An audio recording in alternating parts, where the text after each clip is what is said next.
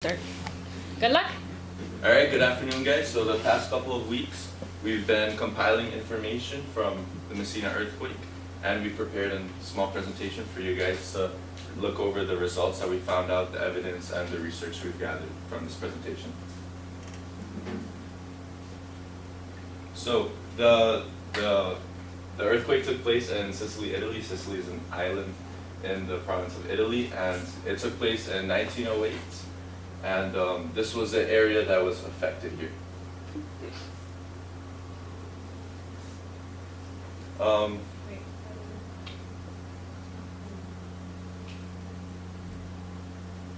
right, so here we have a timeline of the events that took place. So in the beginning of 1908, Messina, a harbor city set on the coast of Sicily, had reached its peak of 160,000 people.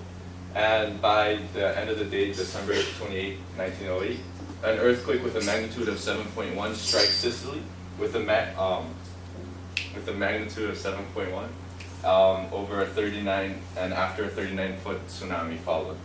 The aftermath of this earthquake was the city of Messina alone lost just about half its residents, as the population count went down to 80,000 in the country as a whole. Approximately 120 to 200,000 lives were lost in the process. The physical destruction of the earthquake was that parts of the coast had sunken under, and all historical monuments, churches, palaces, military barracks, etc. were destroyed. Most of these deaths were caused by collapsed buildings, leaving the landscape in crumbles. All hospitals were destroyed, and almost all the nurses and doctors were killed. The recovery, the government assistance was dependent upon, so the focus was to distribute the surviving residents across Italy. Authorities attempted to gather social information of the people fleeing the area. So here we can see the spatial extension of where the earthquake took place.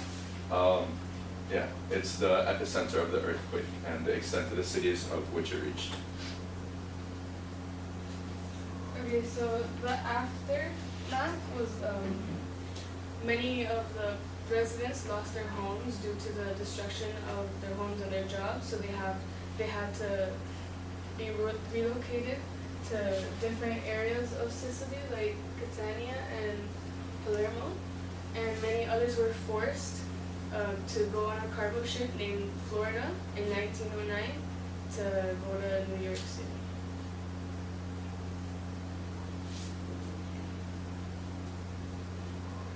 The data we focused on finding was the migration from Italy to the United States, the population variations in Messina, and the number of migrants from Messina to cities within Italy. Our data is based off of topics would help us understand migratory patterns most efficiently. Although the numbers were not exact, we used the best information we could to make a well thought out analysis and put the data together. So because of the lack of evidence, since this happened a really long time ago, there was lack of resources in order to record exactly how many people left, how many people died. We decided to take 3 different topics, so the migration from Italy to the USA, the population of Messina, and the internal migration of Messina to other places in Italy. So we took these 3 and we made our own assumption and analysis. So the migration from Italy to the US was really prominent between 1905 and 1907. The numbers were getting bigger and bigger as people were searching for new opportunities and finding new lives in the United States.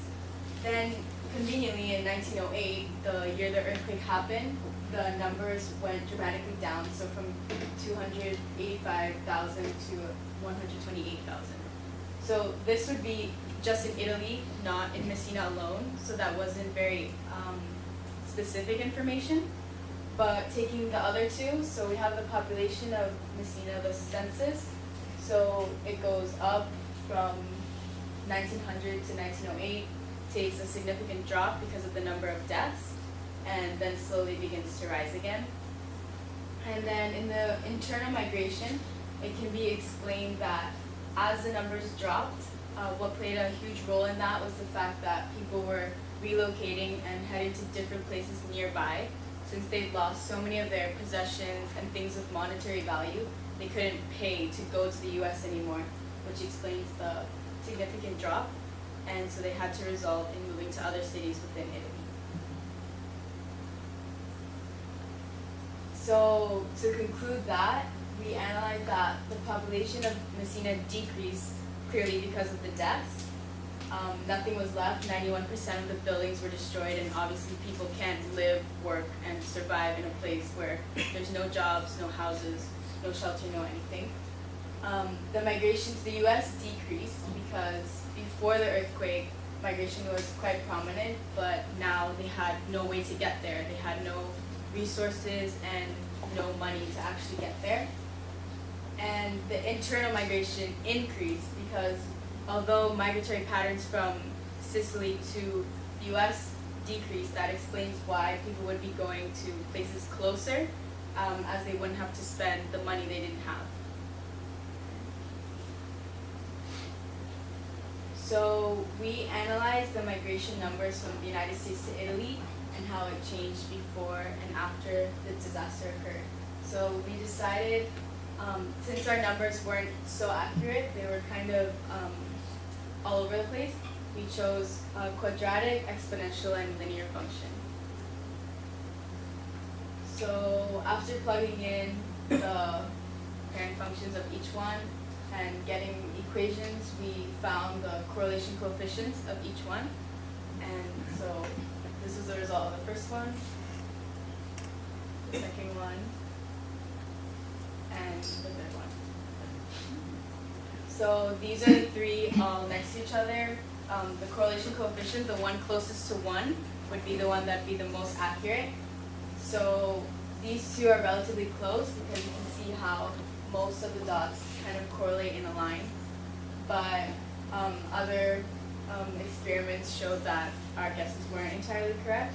But we concluded that the quadratic function best represented our data. As for the limitations of our project, we did have a couple obstacles, but we overcame them. So there was kind of a lack of specific information. In collecting the data, we could not find the exact numbers we wanted. For example, we had to use data from various other sources, and they weren't exactly accurate due to it taking place such a long time ago. So accuracy, efficiency, and etc. weren't a perfect example to display here. The estimated data, what I just explained, and the continuation of a quadratic.